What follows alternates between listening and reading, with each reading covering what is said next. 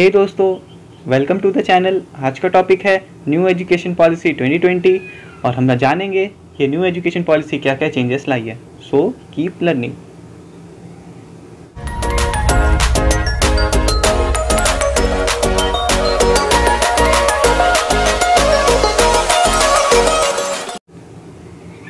Introduction to new education policy.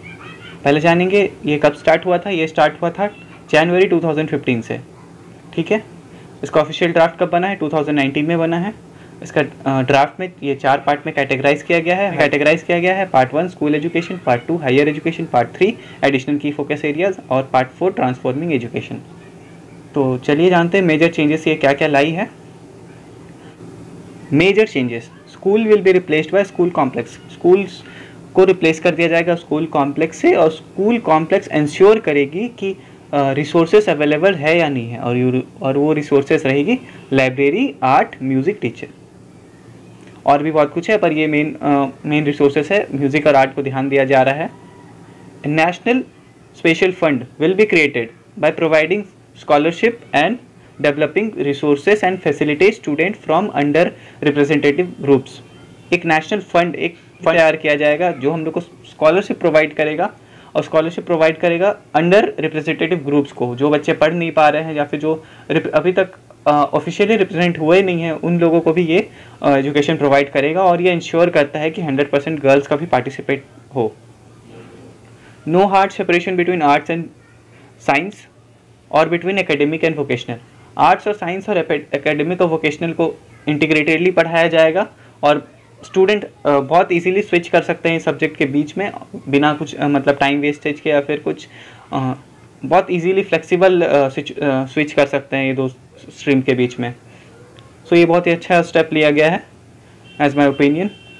Reducing curriculum to content to enhance essential learning and critical thinking. Curriculum normal हम लोग का जो curriculum syllabus है उसको reduce कर दिया गया है, और उसको रिड्यूस कर दिया जाएगा, और वो सिर्फ इतना रहेगा, और वो सिर्फ हम लोग का एसेंशियल लर्निंग पे फोकस करेगा। मेन इंपॉर्टेंट चीज़ क्या हम लोग लर्न कर रहे हैं उस पर फोकस करेगा। क्रिटिकल थिंकिंग का जो माइंड पावर है, ब्रेन क्रिटिकल थिंकिंग, वो उसको इंकरेज करेगा। Interactive and fun classroom where questions are encouraged with creative collaborative.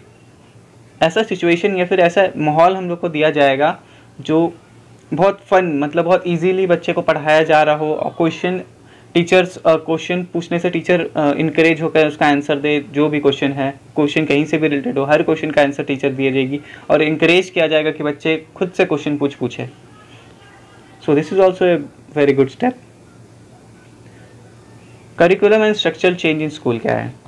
तो उसका पहले ऑब्जेक्टिव क्या है, ये क्यों लाया गया है? ये इसलिए लाया गया है कि जो पुराना एजुकेशन पॉलिसी था उस हिसाब से अभी का जो 21st सेंचुरी है वो सूट नहीं कर रहा था। तो 21st सेंचुरी स्किल्स को डेवलप करने के लिए न्यू एजुकेशन पॉलिसी का जो स्ट्रक्चरल चेंज है वो लाया गया है, और वो फोकस करेगा कि हम लोग का क्रिटिकल थिंकिंग कैसे डेवलप हो, क्रिएटिविटी कैसे आए, साइंटिफिक टेम्पर, साइंटिफिकली हम लोग कैसे प्रोग्रेस करें, कम्युनिकेशन स्किल्स कैसे बढ़ाएं, सोशल रिस्पॉन्सिबिलिटी क्या है, और फिर डिजिटल लिटरेसी। जिन लोगों को अभी तक डिजिटल के बारे में नॉलेज नहीं है या फिर उन्हें यूज़ करना नहीं आता है, तो ये चीज़ वो फोकस करेगा।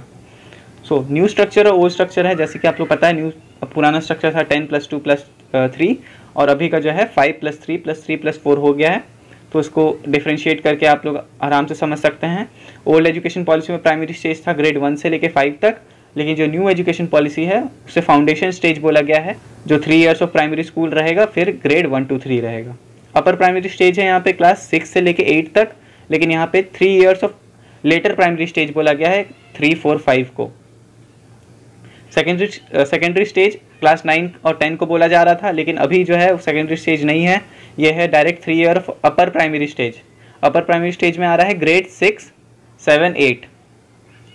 हायर एजुकेशन को यहाँ पे बोला जा रहा है 11 और 12 को, पर यहाँ 4 इयर्स ऑफ हायर एजुकेशन, यहाँ क्लास 10, 11, 12 ये चारों को हायर एजुकेशन बोला जा रहा है। आप लोग देख के खुद से डिफ्रेंशिएट कर सकते हैं अगर कंफ्यूजिंग लगे तो।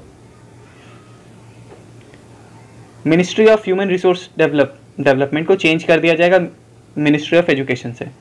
सो एक न्यू एपेक्स बॉडी तैयार किया जाएगा जिसका नाम होगा राष्ट्रीय शिक्षा आयोग, और इंग्लिश में नेशनल एजुकेशन कमीशन, और इसका हेड रहेगा प्राइम मिनिस्टर, जो इन सारे मैटर्स को देखा जाएगा। कुछ नहीं है, बस बॉडी का नाम चेंज हुआ है और ज़्यादा कुछ नहीं हुआ है। Given importance to adult education and aims 100% literacy rate. Adult education को यहाँ बढ़ावा दिया गया है, एडल्ट किस तरह अपना एजुकेशन कंटिन्यू कर सकें, उनको किस तरह इन्वायरमेंट मिले। So a national curriculum framework of an adult education will be developed. एक करिकुलम, एक फ्रेमवर्क इसको डेवलप किया जाएगा, एक करिकुलम स्पेशली सिलेबस प्रिपेयर होगी इसके लिए, जो 5 जो है मेन ऑब्जेक्टिव पे ध्यान दे। पहला ऑब्जेक्टिव रहेगा फंडामेंटल लिटरेसी और न्यूमरेसी। जो फंडामेंटल लिटरेसी हम लोग का लैंग्वेज बोलना लिखना ये सब आए, numeracy numbers, maths, basics maths, critical life skills जो हम लोग का लाइफ स्किल्स है उसको बताया जाए, वोकेशनल स्किल्स दिया जाए, फिर बेस एजुकेशन जो नॉर्मल बेसिक एजुकेशन है वो दिया जाए, या फिर जो कंटिन्यू करना चाहते हैं, जो कर नहीं पा रहे हैं या फिर कुछ लॉ नहीं है उनके लिए, वो दिया जाए लोग। ठीक है, और ये भी एम करती है 100% youth and adult literacy rate लाएगी 2030 तक। इसके साथ एक central institute of adult education भी बनाया जाएगा, जो इंटीग्रेट एनसीईआरटी के साथ मिलकर बनाया जाएगा। Given more importance to vocational education. Vocational education को बहुत ही ज़्यादा ध्यान दिया गया है इस नेशनल एजुकेशन पॉलिसी में। Integrate vocational education to all educational institute. Vocation education सारे इंस्टीट्यूट में कंपलसरी कर दिया जाएंगे। किस इंस्टीट्यूट में? सारे एजुकेशन इंस्टीट्यूट में, जैसे कि स्कूल, कॉलेज, यूनिवर्सिटीज़। और ये एम करती है कि 50% ऑफ सारे जो लर्नर्स है उसको वोकेशनल एजुकेशन प्रोवाइड करे, और अभी प्रेजेंटली ये 5 है, तो ये भी बहुत अच्छा स्टेप है। 10 bringing investment from 2.7% GDP to 6 of GDP। So जो पिछला साल का जो डाटा है 2018 से 19, ये डाटा ही लेटेस्ट अभी तक अवेलेबल है, तो उस हिसाब से 2.7% ऑफ GDP जो है इंडिया इन्वेस्ट की थी एजुकेशन सेक्टर पे, जो कि था सिर्फ 10% of total spending of government. मतलब जितना भी गवर्नमेंट स्पेंड करती है उसका सिर्फ 10% वो इन्वेस्ट की थी एजुकेशन सेक्टर पे। तो new policy aims to invest 6% of GDP which will be 20% of total spending of state and center। जो अभी ये गवर्नमेंट वो बोलती है कि वो 6% ऑफ GDP इन्वेस्ट करेगी एजुकेशन सेक्टर में, जो कि 20% होगा टोटल स्पेंडिंग जो स्टेट और गवर्नमेंट सब मिलके करती है। So thank you so much. अगर आपको मेरा काम पसंद आता है लाइक करिए, मुझे सपोर्ट भी कर सकते हैं, सिर्फ आपको सब्सक्राइब करना है, और इस वीडियो को शेयर करिए ताकि दोस्तों को बताइए कि न्यू एजुकेशन पॉलिसी में क्या क्या चेंजेस आइए। So thank you so much, keep learning.